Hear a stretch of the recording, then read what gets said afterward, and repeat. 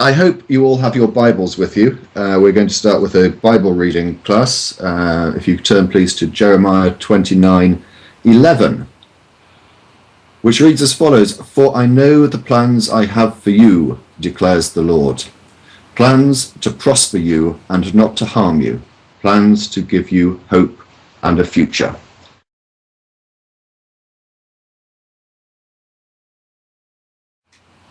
I just want to bring up something. You mentioned picking a cluster of galaxies and picking a galaxy and picking a solar system and then picking a planet around it and picking a species there. But it's not that way, because you have to remember that according to Genesis, the Earth was created first, and that all of those other galaxies, all of the other solar systems around every galaxy and all of the other galaxies out of the billions of galaxies were all sneezed out simultaneously on the fourth day. Remember that this tiny little dust speck took God 4 whole days of concentrated effort, breaking a sweat and having a beer, of doing this work before he would get to the point that says, you know what, I need some light sources outside this, so let me create the cosmos. Boom. Okay. And now I'll go back to work on building the Earth, because I'm still not finished with it. It's going to take me 2 or 3 more whole days before I'm done with this project. Concordance, I know that you've got a few things to say about this issue, seeing as it was your idea. So concordance. I'm not concordance. I'm William Lane Craig. I'm sorry. No, really, I'm not William Lane Craig. I'm actually Nephilim free. No, I'm not really Nephilim free. I'm actually DPR Jones. You look much better than I do. Yeah, this one really looks messed up. That looks like serious design to me. There must be a god. So I'll go back to being Nephilim free. This is the truth. I've always been Nephilim free. It's been sort of a joke character that I Nephilim free has created. No, what inspired this was a blog entry I read from I believe, is it Greta Christina? You guys have met her, right? Yeah. It was about the Dallas Free Thought group that had gone around asking people just before Thanksgiving at an atheist convention, I think a Skepticon.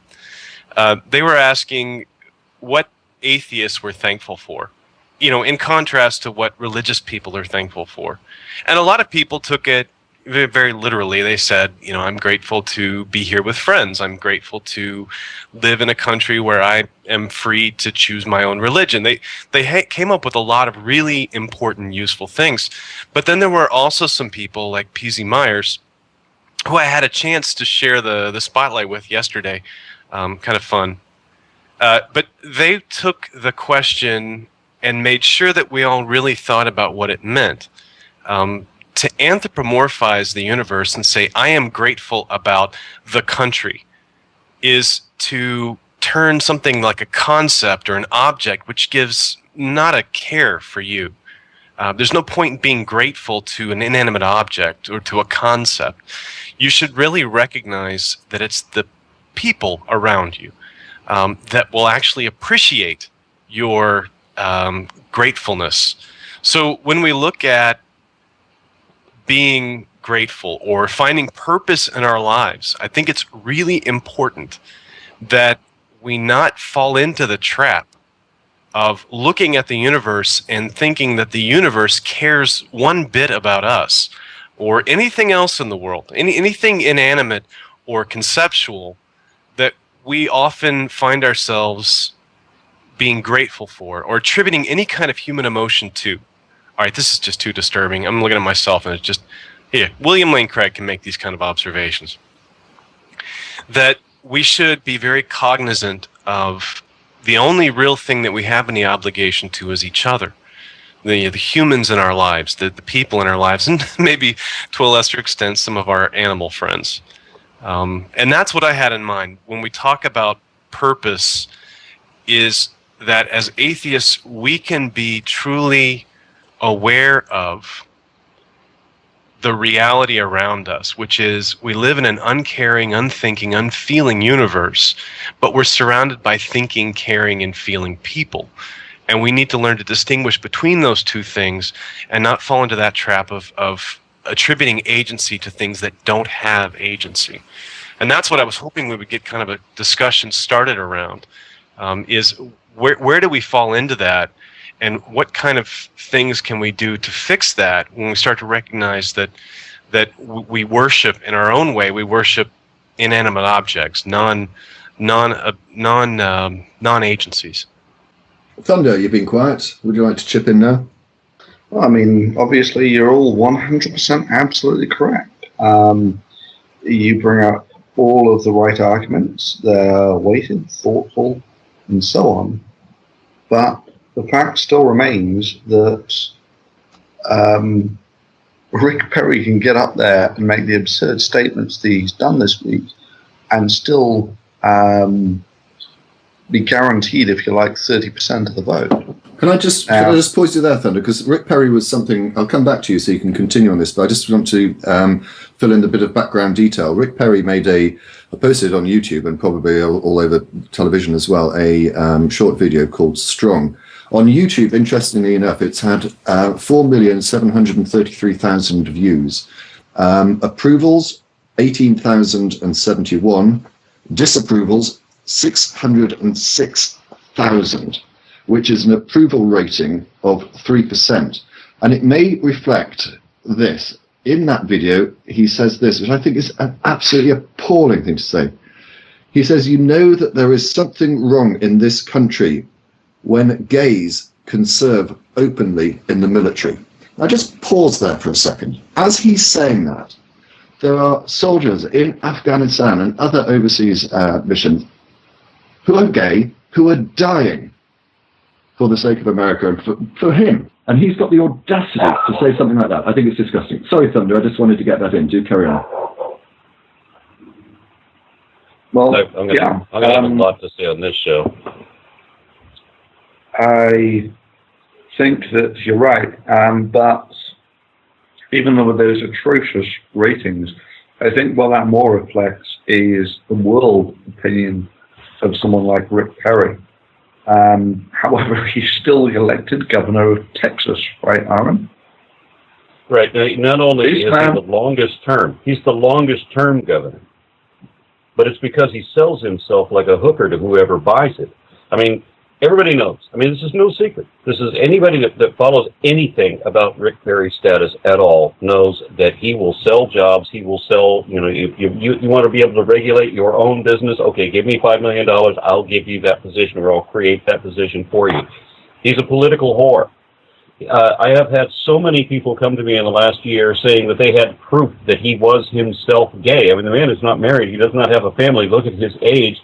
Everybody's saying that they know somebody that slept with this guy, that Rick Perry is gay. Well, then why is he doing this? Why? Because it panders to this vote. He has no compassion. He has no compunction. He has no accountability, no credibility, nothing at all going for him except that he is willing to lie for money. That's all he is. It's frustrating that we are so willing to elect the most ignorant people we can find, that we can dig out of the sewers. Oh, we've got Sarah Palin. Let's make her president. No, we've got Michelle Bachmann. She's even dumber than that one. Let's put her up. Where's the criteria here? Can I make one quick comment, a clarification? He is married. He is married. Yeah. Okay. Now, mind you, I am not promoting the idea that he is. I said I've had many people come up to me and promote this idea, right? But we've also had him flip-flopping on various issues like abortions and even gay rights. At one point he supports gay rights, and then he turns around and does this thing. Yeah, and I mean, I think this cuts very much. I'm sure Sean Blakelow of the Richard Dawkins Foundation made a video this week basically saying that Perry he ran as a Democrat with Gore. Is that right? Yes. Yeah. So.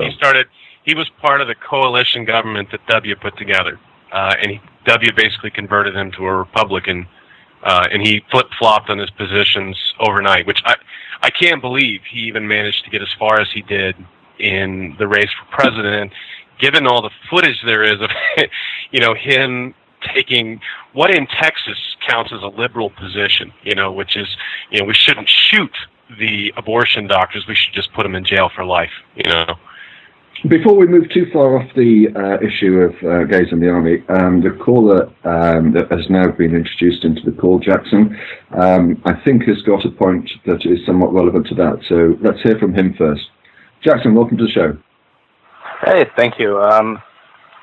Well, I'm actually a Marine Corps vet. I just recently got out 6 months ago, and I did serve with a few people who were openly gay before the actual repeal came into place. Well, they were openly gay for anyone without any rank that could do anything to them. And I say watching that video, it is pretty much appalling, because I found that even the most hardcore of the hardcore religious people that I served with, we all served with open or gay people, and we never really had a problem with it. It was definitely one of those things that we sort of understood. And to me, like, watching that video is absolutely appalling, and I absolutely hate it. Do you think, I mean, given the rating that it's got on YouTube, it appears that you're not alone in that sentiment. Do you think that that, as I say, about 3% approval rating is reflective of mainstream America? Or just the YouTube community? I'd say it's mostly for, like, the younger generations. I'd say if more people got online or actually went to YouTube and watched the video, because I don't watch TV because I don't have a cable, so I get most of my news from the internet. So I'd say, like, within the people that use, like, that are sort of like me, watching that, we're very more open-minded, and looking at that, it's very much. I mean, what I find curious is he must be made aware of these sort of figures, and I wonder what he thinks to himself. Does he think, okay, I may not have got my finger on the pulse of public opinion here, or does he think, oh my God, there's a load of faggots watching YouTube? I don't know. I think it's the first one. He doesn't actually have any consideration for this. I mean, as you all know, my wife is a public school teacher. She's a science teacher, and one of the teachers in her pod, as they call it, is a teabagger. Now, this is somebody who ironically supports a political organization who is determined to usurp and destroy the Department of Education. He supports firing himself, in effect. But you can't get these people to understand anything like that. It's like environmental issues. It's like you can't say that, well, I belong to this political party, so the environment does not affect me. I don't understand the lack of grasp. There's no embrace. There's a complete rejection of reality, particularly in this state, but in many others. 9 million Americans are openly gay, and they estimate that number is astoundingly low. Those 9 million people deserve rights, and they deserve representation, whether you agree with them or not. It just as a strict government position, you're talking about the tyranny of the majority. That's a lot of people to be deprived of, basic rights. Yeah, and you've got to remember to factor in all of the leaders of the religious right who are secretly hiring Brazilian twinks to take European trips with them. One of the things I found remarkable, I was talking about watching the first Kent Hovind video years ago, and I just suddenly come back to mind. I remember him talking about California, because all those 9 million people that you refer to, Concordance, all obviously live in California, and he referred to it glibly as the land of the fruits and the flakes, and he got giggles and applause from the audience. Nuts. I mean, it's amazing what you can get away with in the name of religion. Well, I think it's more cynical than that. Like I was saying, I mean, like it or not, the man got elected governor of Texas. And as we covered earlier, he had no real problem about switching his political allegiance, but also with that switch of political allegiance became a religious conversion type thing that basically got him into bed with one of the mega churches. In other words, a voting base. Literally. Yeah. So, if you like, here is a real example where getting all of, if you like, your unthinking people together, putting them in a mega church and telling them how to vote, you get people like Rick Perry elected. I just don't understand why it is that America so loves a train wreck. That when somebody says, when Kane, for example, says America needs a leader, not a reader, and so we actually consider voting for him because he says something that stupid. Do you not read Let's give the counterpoint, though, Aaron. He, at least Perry, doesn't come from money. He's not from a rich family. He's a guy who, grew up in a small town, real credentials as growing up on a farm. He went to a state school. He's sort of a humble background. Now, what's happened to him since then is very, very different. He is the master of getting money out of. I'm trying to figure out how to say Bader in there, but he's the master of getting money out of oil companies and large sponsors. And that's been the secret to his success here in Texas, is he is the most business-friendly governor I think we've had in 30 or 40 years. And a lot of people see that as a big asset. And when it came to national politics, people saw him as, the king of fundraising. And it didn't come out that way. Like, looking at Rick Perry on the national scale, it looks to me like he's very much just there to make the Republican, like Mitt Romney, look more moderate, so that way he can get elected. Because looking at what he's saying, he has to understand that this is going to have a huge backlash, and that people are going to look at him the same way that we look at Sarah Palin now, as sort of this crazy person that is just there for our amusement. That's looking at that. That's how I view him. He's just there. So, are you suggesting that the reason we elected Obama is because McCain chose Sarah Palin as a running mate and thus made himself so absurdly ridiculous that nobody could possibly vote for him? Further than that, Bush was elected twice, really. Well, once, Bush, probably. well, yeah, I know, but either way, the man was how shall we say, a professional clown, and he still manages to get himself elected President of America. Anyway, we were talking about how there was a divine purpose, wasn't there? I mean, I wanted to talk about what my special purpose was for, so Please let's go do, back Aaron. to that topic. Does anyone else get that reference? All right, I'm the king of the reference then. No, nobody else has seen the jerk. So, when you guys were asked, I'm sorry, we've gotten away from your question, Jackson, but if you were asked what you were grateful for, wouldn't your immediate response have been something like science or, the country, or isn't that the kind of thing we're usually giving thanks for? I'd say yes. I'm very thankful for what my military service has actually afforded me to do, and to what it's actually allowed me to get away from. Let's just say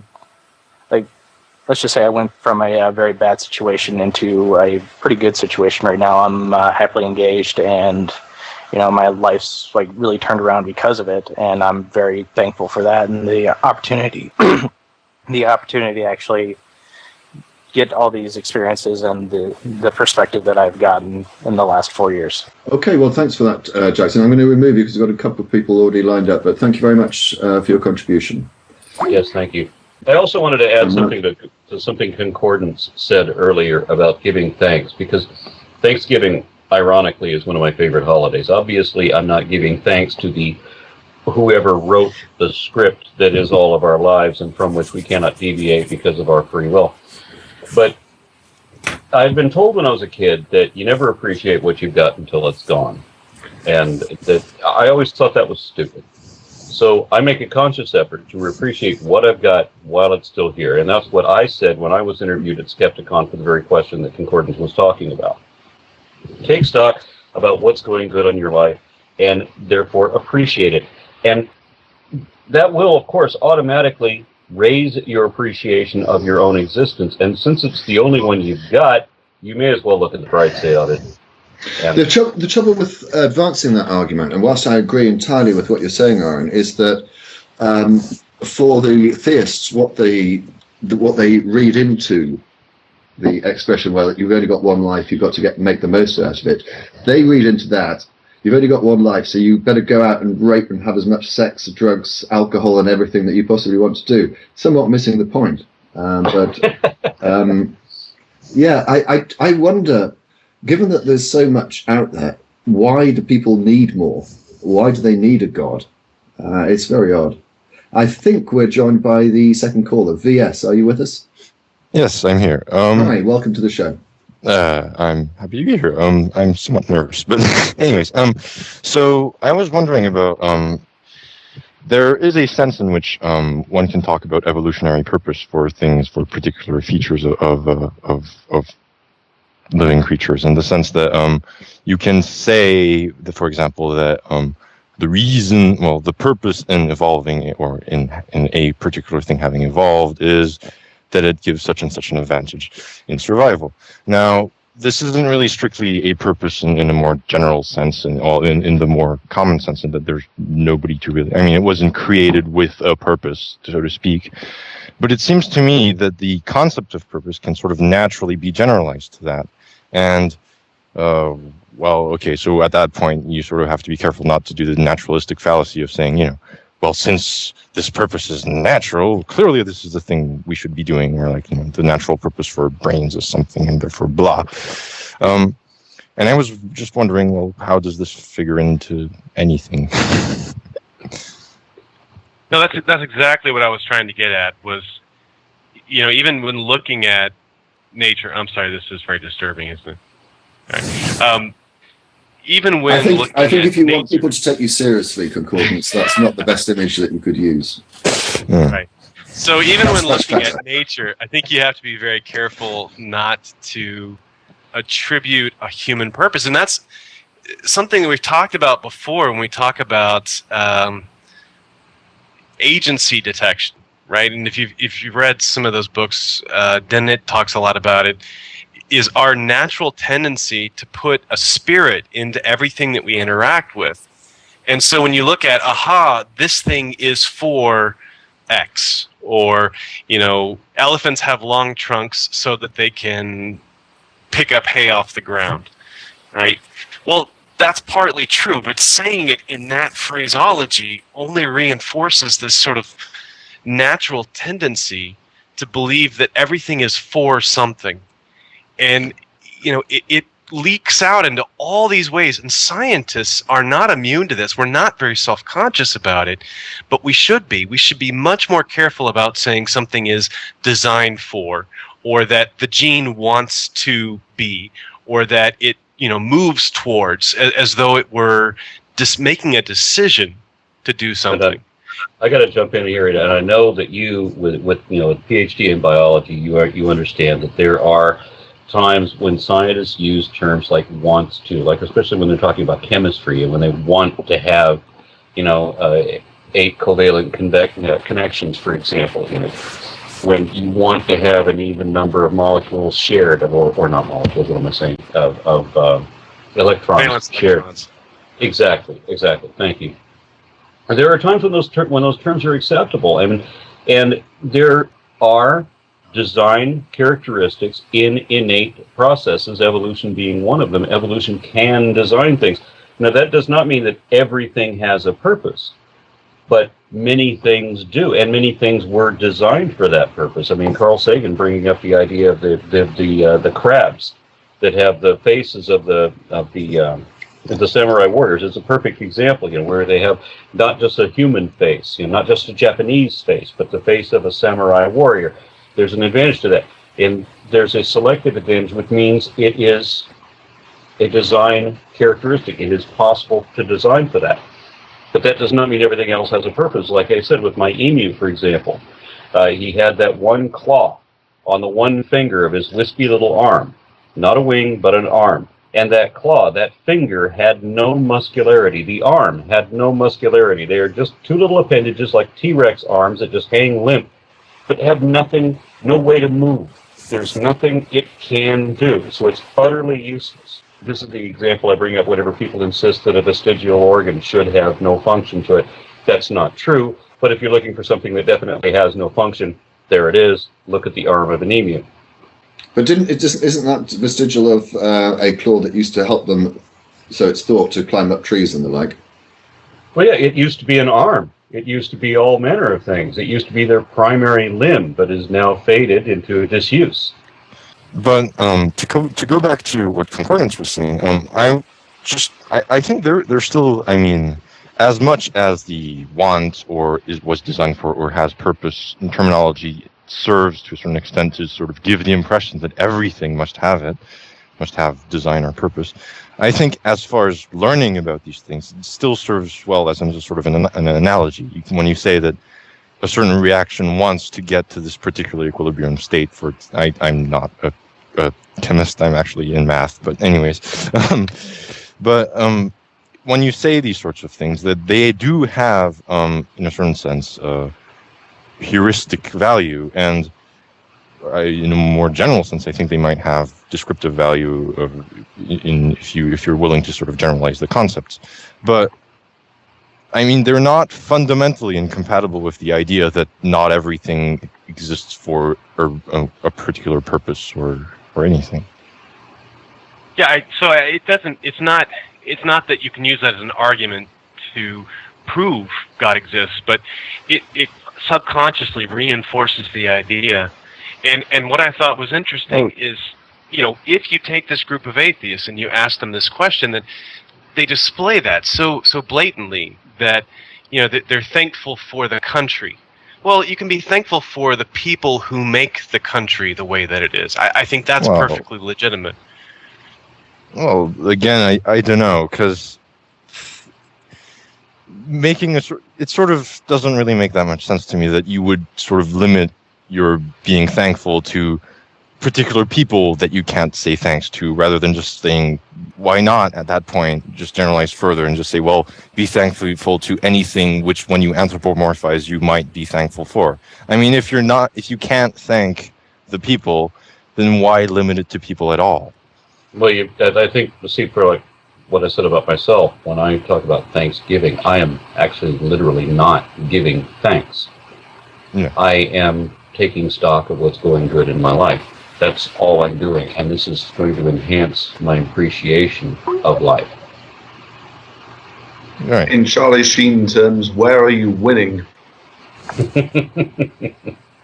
But you would like to make a quick point on what concordance was saying, and that's along the lines that the human brain is basically, well, we're social apes. We're very social apes. And so we have a lot of, how should I say, biological hardwiring to spot agency and purpose in people. It's necessary. Especially when you go, you look at courtship. It's very necessary to actually be able to read these things. And so it's not unexpected that, how shall we say, there are misfirings of this, which basically are looking at purpose and intent when none exists. Like concordance was saying, the weather is out to get you, or rocks or stones or some sort. Can I just expand on that, please, if I may, Thunderfoot? There are two books that I've read recently that I would strongly recommend to anyone that wants to learn more about this. One is by Andy Thomson, called Why We Believe in Gods, which talks about the way in which these adaptations from our evolutionary history affect the way in which we think now. And also one which I haven't finished yet, The Believing Brain by Michael Shermer, which again talks about the things that we've just been discussing. I'd strongly recommend both, and I think it gives a very clear and cogent explanation as to why we are susceptible to these sorts of delusions and making false connections and patterns between things that are not necessarily connected.